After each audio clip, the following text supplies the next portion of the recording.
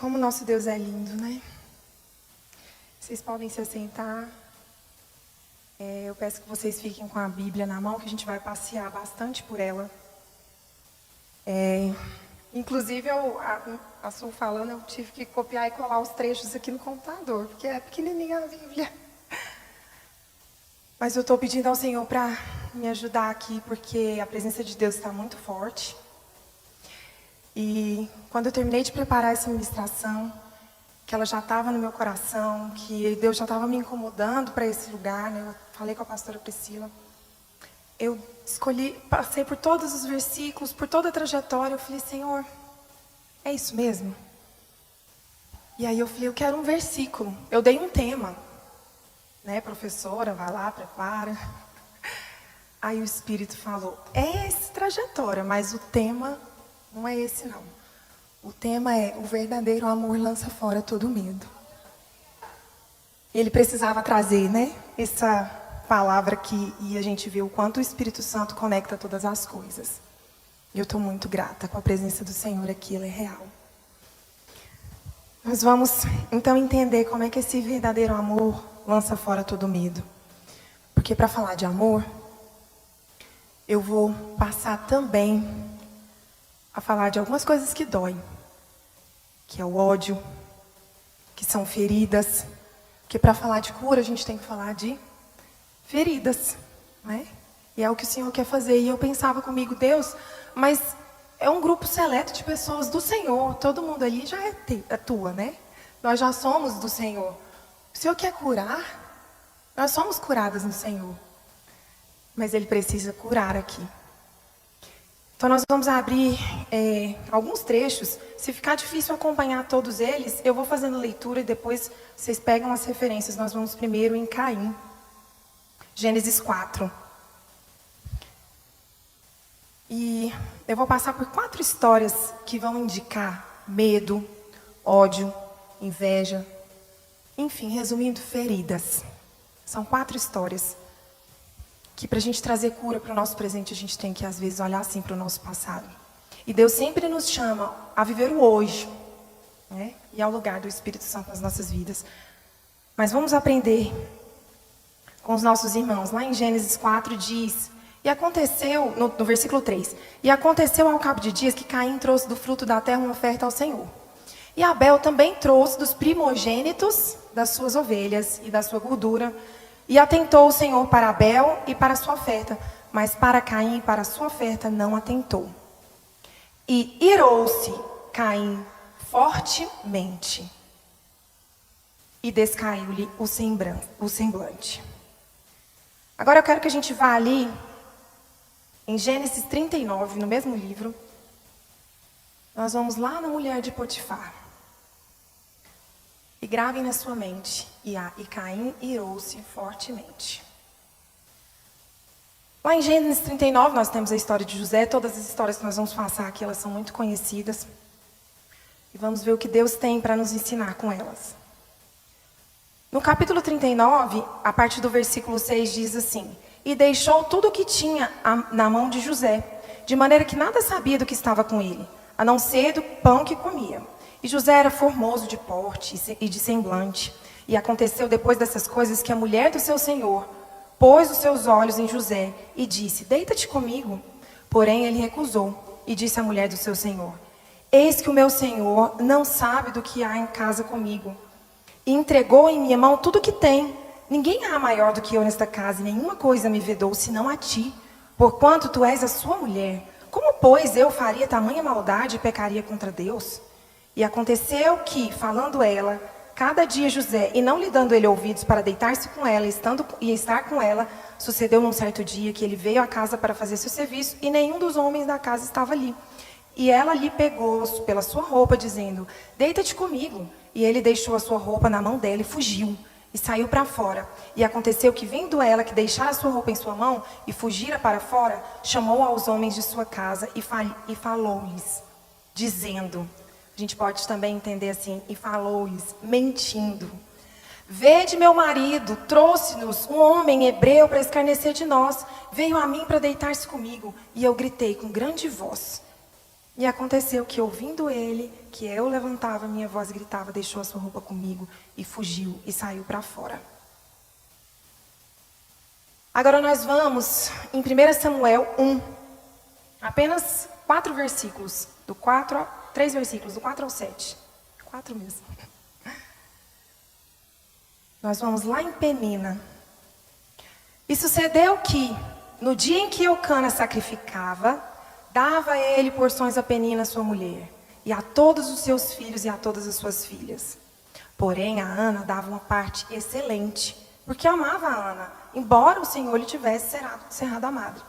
E a sua rival excessivamente a provocava para a irritar, porque o Senhor tinha lhe cerrado a madre.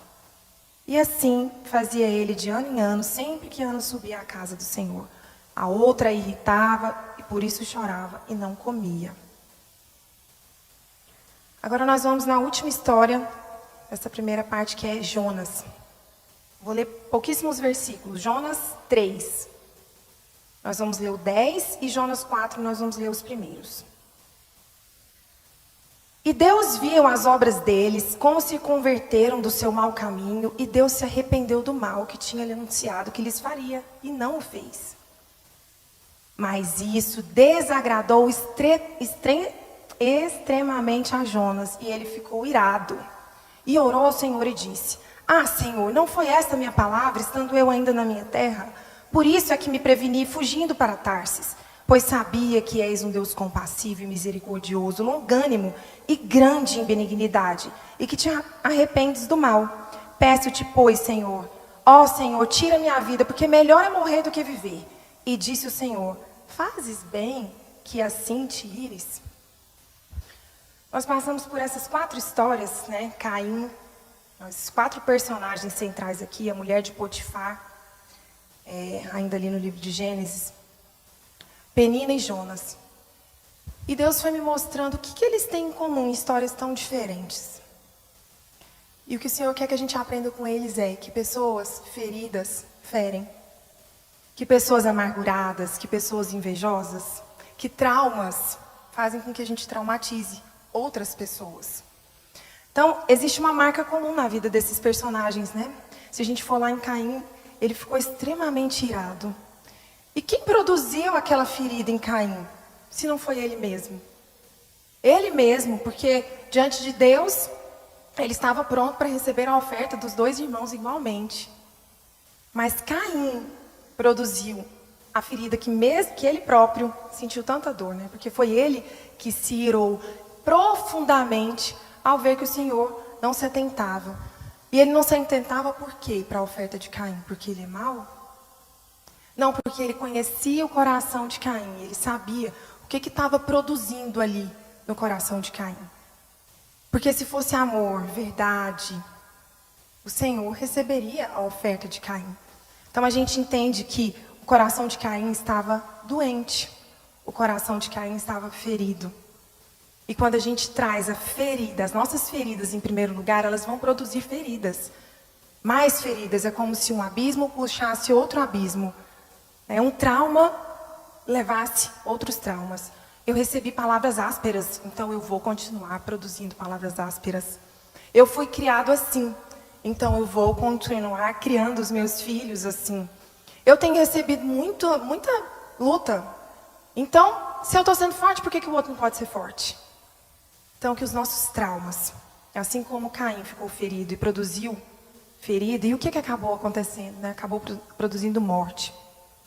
Então, ódio só produz morte, trauma, ferida só produz mais ferida. A não ser que a gente dê lugar ao Espírito Santo, curador de todas as coisas, ao verdadeiro amor que a gente vai conhecer e que a gente conhece, né? E que Deus vai também passear conosco para se revelar a nós.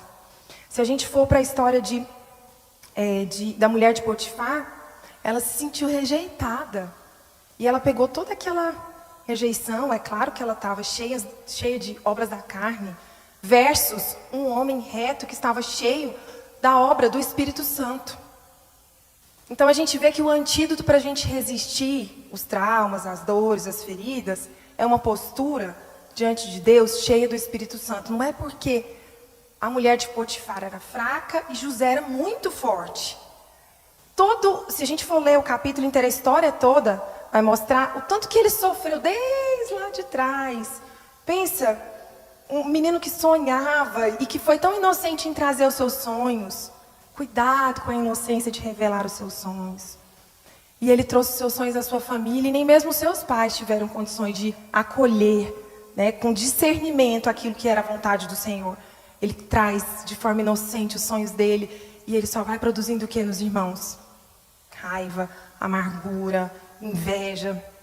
E essas feridas, né, dos irmãos acabaram produzindo morte. Que, na verdade, o que eles quiseram, né, o que eles queriam era matar José.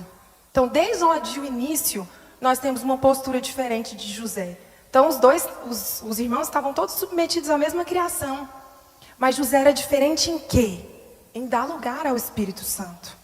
Ele se enchia do Espírito Santo, ele ouvia a voz do Senhor, ele tinha um propósito, ele estava firme naquele propósito, naquilo que ele recebia do Senhor, dos sonhos do Senhor.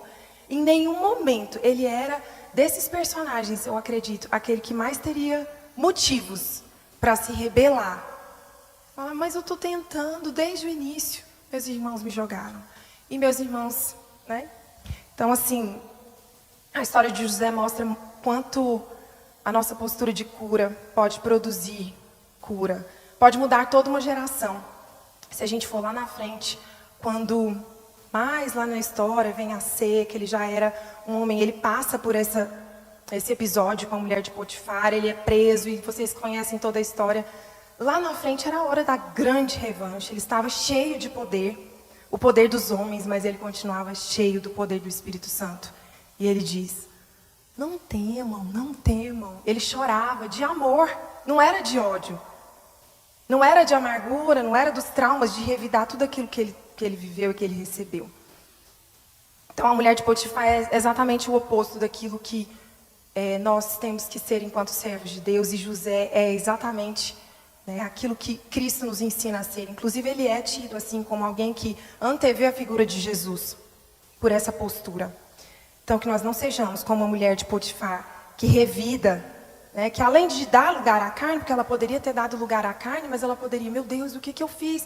Pequei contra o Senhor, atentei contra um servo do Senhor. Não, ela persiste na sua maldade, ela revida com amargura, né, e vai lá e mente diante dos homens, fazendo com que José fosse preso.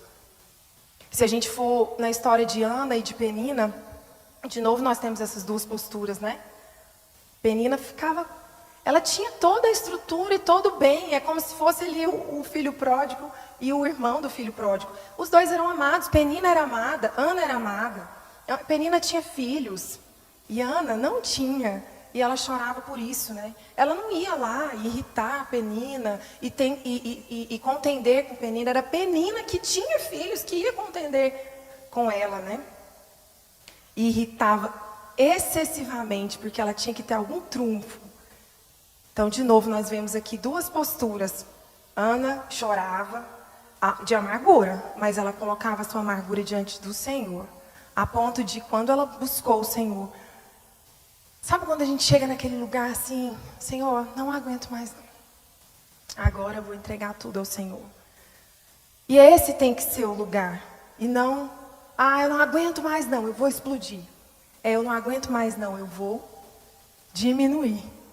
Eu não aguento mais não, eu vou para os seus pés. E ela foi buscar a resposta do Senhor. Senhor, eu não suporto mais.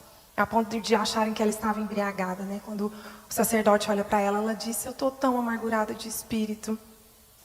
E Penina já é aquele lugar de que pessoas feridas ferem. Cada vez mais ferindo. E Ana ensina que o jeito dela pagar foi, de novo, pagando o mal com o bem. Por que ela fez? Ela ofereceu o filho. Pensa, ela ora muito tempo com profundeza de alma. Ela poderia falar, agora eu tenho meu filho é meu. E agora sim. Não, ela pegou aquilo que ela tinha recebido de mais precioso e entregou e consagrou ao Senhor. E a gente sabe quem foi Samuel. Então, de novo, a gente aprende que ódio só gera ódio, mas quando a gente dá lugar ao Espírito e não deixa que os nossos traumas sejam as nossas medidas, a gente é curado. E em Jonas, que foi o último personagem que a gente te leu aqui, Ele conhecia quem era o Senhor. Eu acho tão interessante a história de Jonas, porque não é uma revolta por não conhecer a Deus, é uma revolta por conhecer a Deus. Às vezes a gente se revolta porque a gente não entende quem é Deus. Não, Jonas entendia quem era Deus. Ele se revoltava por saber que Deus era bom e que a sua misericórdia durava para sempre. Então, às vezes a gente quer, né, olhar para a nossa justiça e tentar resolver do nosso jeito. Como Deus fala isso aqui nesse altar, né? Eu acho que, de fato, a gente tem que entender. Eu não quero fazer do meu jeito, né? Em vários momentos o Senhor fala isso aqui nesse altar, na boca de várias pessoas. Então a gente realmente tem que entregar para ser do jeito do Senhor. E Jonas olhava, não posso aceitar que a justiça de Deus vai perdoar os ninivitas. E ele não aceitava isso. Ele não entendia, né, que a misericórdia e a justiça se beijam. Ele não entendia isso. Ele entendia que a justiça dele era maior. Quem fez, paga. Mas Deus vai lá e faz todo um ensinamento para Jonas, com toda a paciência que Jonas não tinha, até levar ele lá na árvore. E o que ele faz? Pessoas feridas ferem. Fica com ódio, esbraveja mais uma vez. E Deus usa aquela metáfora para explicar, olha, eu não vou ter compaixão daquele de filhos, né? Se a gente está aqui diante de uma árvore. Então vamos aprender, mais uma vez, que ira, ódio, trauma só vai gerar dor, e mais dor, e mais dor e morte. Porque quando Jonas ora ao Senhor, ele fala assim, não, tira a minha vida, é melhor eu morrer do que viver. E até o fim do capítulo, né, quando Deus faz, e Deus vai lá, e Jonas, enfim, ora, e Deus cura, ele ainda fica meio bravo. Vocês podem ver como que termina o livro de Jonas. Não diz, né, que agora ele amava os ninivitas. Acaba a história. Então, mas a gente vê que Jonas entende, obedece, que é melhor obedecer do que sacrificar, né? E aí eu busquei do Senhor, mas então, como fazer? Quais são, na tua palavra, os personagens que ensinam que o verdadeiro amor lança fora todo medo? E Deus me levou lá a João 4, na mulher samaritana. E em João 4, do 9, alguns versículos que eu selecionei, diz assim, vocês já conhecem também. A mulher samaritana lhe perguntou, como o Senhor, sendo judeu, pede a mim, uma samaritana, água para beber? Pois os judeus não se dão bem com os samaritanos. Então aqui, só para fazer uma pausa, a gente sabe que o povo hebreu, o povo judeu, era inimigo do povo samaritano. Tanto é que quando Jesus sobe a Samaria, firme no propósito já de se entregar, ele sobe, né, e passa, ele decide passar por Samaria, porque ele tinha uma obra para fazer ali. Os dois discípulos queriam o quê? Explodir os samaritanos. E aí Jesus fala, vocês não sabem de que espírito sois. E Jesus já tinha ensinado, já era para eles terem aprendido, né? Então os samaritanos eram inimigos do povo judeu. Mas Jesus lhe respondeu ali àquela mulher samaritana, se você conhecesse o dom de Deus e quem está pedindo água, você lhe teria pedido e dele receberia água viva. Então, deixando o seu cântaro, lá na frente, o 28, gente, a mulher voltou à cidade e disse ao seu povo, venham ver um homem que me disse tudo o que tem feito. Será que ele não é o Cristo? Então saíram da cidade e foram para onde ele estava. O que a mulher samaritana nos ensina? Ela pegou todos os traumas dela, toda a história de dor que ela tinha, e deixou que o Senhor a curasse. Ela decidiu. Por isso que em alguns momentos na Bíblia, em alguns milagres que Deus vai fazer, ele fala assim, queres ser curado? Que é aquela clássica pergunta, mas é óbvio, né? Como é que a pessoa doente não quer? Ah, tem muita pessoa doente que não quer. E se você não consegue, tá tudo bem. Basta você querer. Basta você querer. Então, a mulher samaritana era outra personagem que poderia dizer, ah, mas você não sabe o que eu passo. Eu tenho que vir aqui escondido pegar água. Todo mundo me odeia. Eu tenho que vir porque eu sou inimiga. Ninguém me ama, ninguém me quer. Ela poderia trazer todas as dores. Eu já fui traída, eu já fui deixada. e isso me machuque, ela poderia trazer tudo isso ao Senhor. Mas não, ela deixa o Salvador curar a vida dela. Ela entende quem é Cristo. É por isso que ali, quando ela percebe a revelação, porque ela era uma verdadeira adoradora que queria buscar o Espírito, ela revela isso ao Senhor, ela deixa o seu cântaro, corre e passa a ser já imediatamente uma missionária. Então vocês veem que, de fato, a gente tem que dar lugar ao Espírito Santo e buscarmos ser verdadeiros adoradores. Ela não ia dar conta de resolver tudo aquilo que ela precisava, mas ela focou, ela escolheu a melhor parte. Ela decidiu deixar-se curar pelo Senhor. Se a gente for a Ana, que é aquela figura, né, rival, digamos assim. Na verdade, Penina era rival, Ana não era. Ela vai dizer, quando ela ora, né, lá em 1 Samuel, o Senhor atendeu a minha petição que eu lhe tinha feito, por isso também ao Senhor eu o entreguei.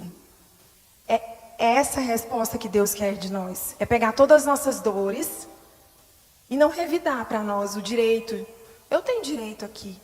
E Deus até nos ouve, Ele deixou Jonas, né, agir como Ele queria, Ele deixou.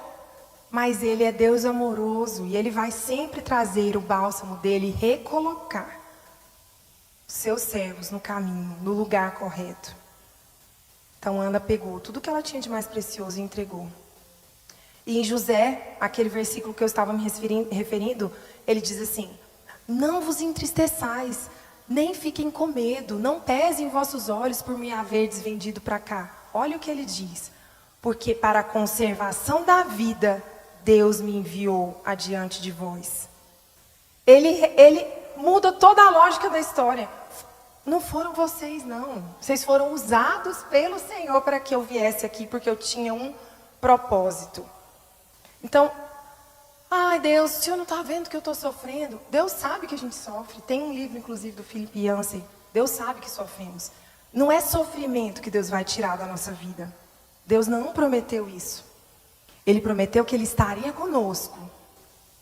Lembrem-se desse versículo, porque ele é a chave para a nossa conclusão aqui. Ele prometeu que Ele estaria conosco através de quem? Do Espírito Santo de Deus. Então José, mais uma vez, ele exalta o Senhor, ele tinha um foco no propósito do Senhor, ele entendia. Não fiquem assim não vou fazer nada com vocês. Vocês simplesmente foram usados para que eu chegasse. Então, que em tudo na nossa vida a gente possa entender que a nossa trajetória tem um propósito. Deus não deixa o servo dele viver um dia após dia, como se tivesse feito a criação, se ausentado e visto no que ia dar. Ele conhece, a gente acabou de ver aqui a mão do Senhor cuidando da irmã Raquel. Ele move pessoas para trazer palavras, bálsamo. Pensa, o mundo com bilhões de pessoas. O Senhor se importa com o coração da irmã Raquel. Esse é o Deus que nós servimos. E Ele move céus e terra em nosso favor. E eu quero fechar aqui com a vida de Jó. Eu me lembrei de Jó esses dias, porque no dia que eu fui operar, eu fiquei muito chocada que, na hora que eu entrei no centro cirúrgico, atrasou bastante, e os médicos estavam todos atordoados, que tinha acabado de acontecer um acidente. E o funcionário do raio-x, depois eu fui entender melhor a história, né, mas a esposa e um filho do funcionário de raio-x tinha acabado de acontecer um acidente de moto com eles. E eles não estavam bem. Quando eu voltei na outra semana, para o meu retorno, eu falei... E naquela hora eu orei ao Senhor, antes de ficar sedada. A primeira coisa que eu quis saber era da história, né? Ele falou, infelizmente a criança não resistiu. Aí ele disse assim, acontece que é o terceiro filho que ele perde por motivos diferentes. Primeiro ele aconteceu alguma coisa, o segundo morreu de dengue e agora morreu de acidente. Aquilo me chocou de uma forma, eu falei, Senhor, como alguém suportar uma dor dessa? E na hora o Senhor me levou à história de Jó.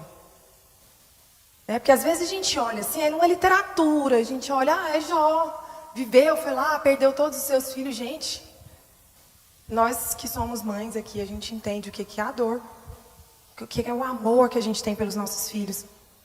E Ele começou a ministrar o meu coração.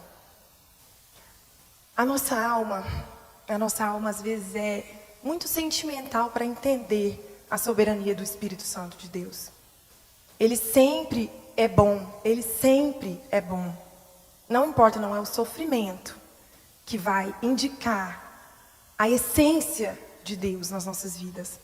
Nós teremos sofrimentos. Porque eu buscava respostas e eu olho para a história de Jó e falo, como? Como entender esse processo que ele precisou passar? Dor, luto, morte, traumas, feridas, tudo, todas essas aflições que a gente passa. Mas especialmente essa de Jó, ou essa, né, que eu testemunhei. Quanta dor, como alguém pode suportar isso? E a gente vê na postura de Jó, lá no versículo 42, ele diz, então foram 9 e 10, então foram Elifaz o temanita, e Bildade o suíta, e Zofar o naamita, e fizeram como o Senhor lhes dissera. E o Senhor aceitou a face de Jó. E o Senhor virou o cativeiro de Jó quando orava pelos seus amigos, e acrescentou em dobro a tudo quanto Jó antes possuía. Então a gente vê no caráter de Jó desde quando a sua mulher, desesperada, porque a dor ali, não existe competição de dor. Você já viu às vezes você competindo de dor? Às vezes acontece com o marido. Ah, mas você não sabe tanto que eu sofri. Ah, mas eu também sofri. Né? Às vezes a gente compete, assim, quem que estava sofrendo mais aqui? Que será Jó ou será a mulher de Jó? Porque a dor é muito grande.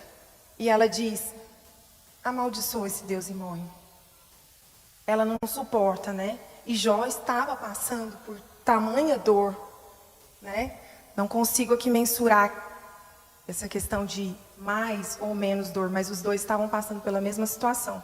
E Jó se manteve firme em todo o processo, porque ele entendia. Ele não conhecia, né? Depois ele vai dizer, eu conheci o Senhor só de ouvir falar, agora eu entendo quem é o Senhor, eu vejo. E eu amo esse versículo porque ele diz, e o Senhor virou o cativeiro de Jó quando orava pelos seus amigos. Porque esse aqui, é como se a gente estivesse lendo a história. Sabe quando a gente vê novela, a gente fala, agora Jó vai poder se vingar desses amigos. Porque o homem já está sofrendo, tudo que ele está sofrendo ainda passa por isso, né? Pelos pseudo-amigos. Não. E Jó orava pelos seus pseudo-amigos. Ele orava pelos seus amigos, ele é abençoado. Então, pessoas curadas, curam. Ele pegou tudo que ele viveu e conseguiu depositar aos pés do Senhor. Então eu quero trazer como reflexão para a gente, por todos esses personagens que a gente trouxe aqui, né, que a gente aprendeu, é que nós temos que aprender a confiar no propósito que Deus tem para cada um de nós. Diga comigo, propósito. Propósito.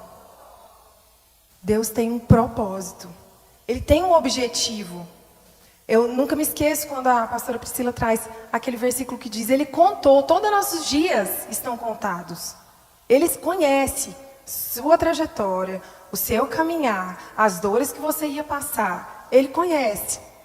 Ele levou sobre si. Ele passou por esse mesmo caminho para nos fazer capazes. Então, às vezes, a nossa alma é impaciente. Ela é imatura. Ela é muito sentimental. Né, no pior sentido da palavra, digamos assim. Mas se a gente der lugar ao Espírito Santo, a gente consegue passar por esse caminhar e chegar, entender e não perder de vista qual é o propósito do Senhor. E em primeiro lugar, a gente tem que reconhecer a nossa incapacidade. Porque como que eu vou ter força? É muita insensibilidade alguém te ver sofrendo e falar, não tenha força, você vai conseguir, busca aí. Você vai conseguir, seja resiliente. Busca aí do Senhor. Você já conviveu com pessoas que têm depressão? Não, seja forte. Você vai conseguir, vai dar certo. Fica firme. Se não for o Senhor, nós não vamos conseguir. É o Senhor. É a glória do Senhor, é a força do Senhor. É isso que esses personagens que conseguiram e que hoje são exemplos para nós aqui de amor, eles fizeram. Eles buscaram o Senhor, eles entenderam o propósito do Senhor. Então nós não vamos conseguir pela nossa própria força. A mulher samaritana ensinou que a gente não tem que não se esquivar, né? Ela não se esquivou do fato de que ela tinha 5 maridos, que nenhum era dela, ela não se esquivou, ela deixou ser curada pelo Senhor. Ana não se vingou de Penina, José não se revidou diante de seus irmãos, e Jó conseguiu adorar. Ele conseguiu adorar em meio à dor. Então, a boa notícia, né, que Deus quer trazer para nós, porque Ele é um Deus de boas novas. Obrigada, Jesus. Obrigada, Jesus, que o Senhor é um Deus de boas novas. E o Senhor sempre tem boas notícias. É que não é pela sua força, não é pela minha força.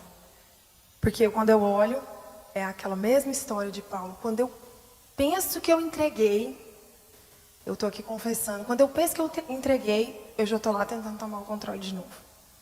Eu tenho esse defeito diante do Senhor. Quando eu penso que eu confiei, eu já estou dando os meus jeitinhos. Porque eu vou conseguir, se eu falar desse jeito aqui, vai dar certo. Então, da nossa forma, né, com a nossa própria força, não, a gente não pode anular a obra do Espírito Santo. A gente tem que entender melhor a dispensação do Espírito Santo. E é Ele, o Espírito de Cristo. Que foi assim que eu terminei, né? Que eu quero terminar esse momento de reflexão. Quem é o Espírito Santo na sua vida? Quem é o Espírito Santo na sua vida? Jesus foi e disse: eu não deixo vocês sozinhos. Vocês estão com o Espírito Santo. Ele é o Consolador.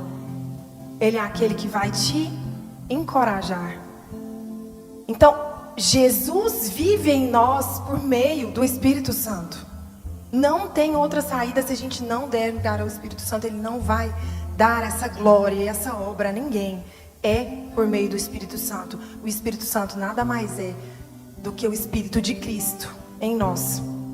E aí ele termina, né, quando ele é ali nas últimas palavras de Cristo na cruz. O que ele diz em Lucas?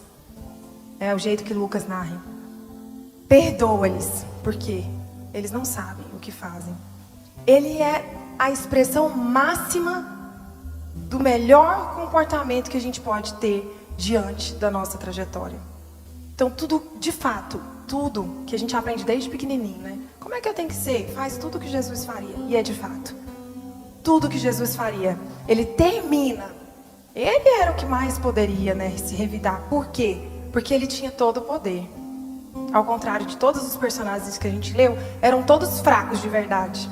Só eram fortes em Deus. Mas Jesus não. Jesus, ele é todo poderoso. Ele é a expressão máxima do comportamento que a gente tem que ter de não revidar. De confiar no propósito. De ficar aos pés do Senhor. De deixar o Pai crescer.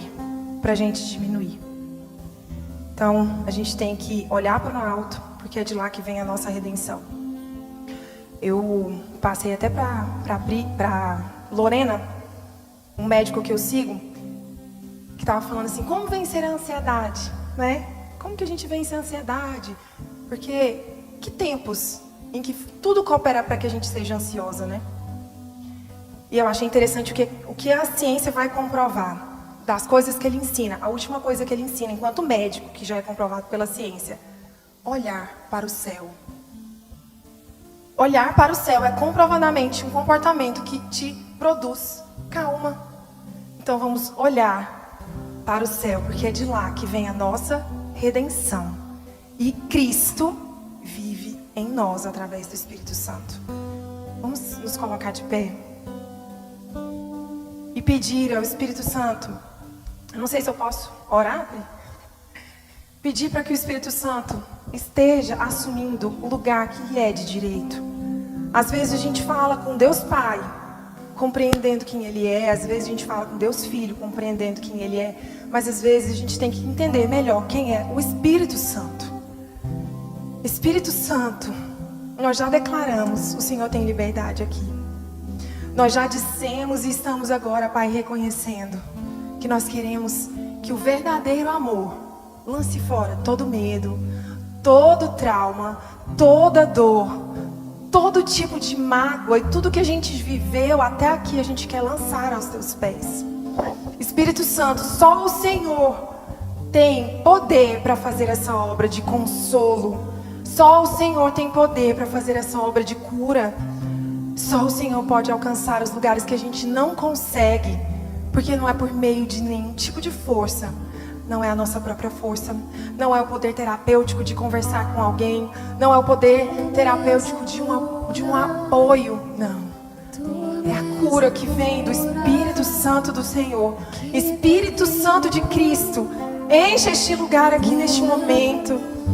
Vai ao encontro de cada vida aqui, cada mulher, convidando para entregar o trabalho que é só do Senhor. Ah, Deus, o tanto que a gente trabalha e vai para vinhas que não são nossas. Oh, Deus, tem obras que são do Espírito Santo. E não é por nossa força, não é por violência, não é pelo tanto tentar, pelo meu esforço. Não. O Senhor quer nos levar à mesa. E o Espírito Santo vai curar corações aqui, Jesus. Coloca, Pai, as suas filhas em lugar de honra, em lugar de bálsamo, em lugar de descanso, a confiarem no propósito firme, excelente que o Senhor tem, Pai. Oh, Deus, faz a obra que somente o Espírito Santo pode fazer. Cante essa letra. Apresente isso diante do Senhor. E deixa Ele fazer a obra que somente Ele pode fazer. Os meus esforços